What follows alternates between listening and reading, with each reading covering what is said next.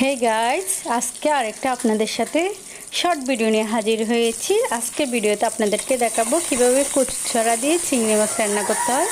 চলেন দেখে নিই আজকে ভিডিও। আমি এখানে কথা বলতে বলতে দিয়ে দিলাম রসুন কুচি, তারপর দিয়ে দিলাম পেঁয়াজ কুচি, তারপরে দিয়ে দিলাম চিংড়ি মাছ, তারপর দিয়ে দিলাম ফালি করা কাঁচামরিচ, তারপরে দিয়ে দিব লবণ, তারপরে দিয়ে দিব মরিচের গুঁড়া পরিমাণ মতো যতটুকু পর্যন্ত লাগে, তারপরে দিব হলুদের গুঁড়া দিয়ে একটু পানি দিয়ে ভালোভাবে মশলাটা কষিয়ে নিচ্ছি। ভালো করে আপনারা লক্ষ্য করলে বুঝতে পারবেন। একটু নেড়ে ছেড়ে নিব ভালোভাবে, দেখেন কিভাবে নাড়তে হয়। নেড়ে ছেড়ে নিচ্ছি, মশলাটা একটু কষিয়ে তারপরে এর মধ্যে দিয়ে দিব আপনার আলু। আপনারা ছেলে আলু ছাড়াও রান্না করতে পারবেন, তবে এখানে আমি দিয়ে দিচ্ছি অল্প কয়েক টুকরা আলু। দেখেন এখানে 2-3টার মতো আলু দিয়ে দিলাম।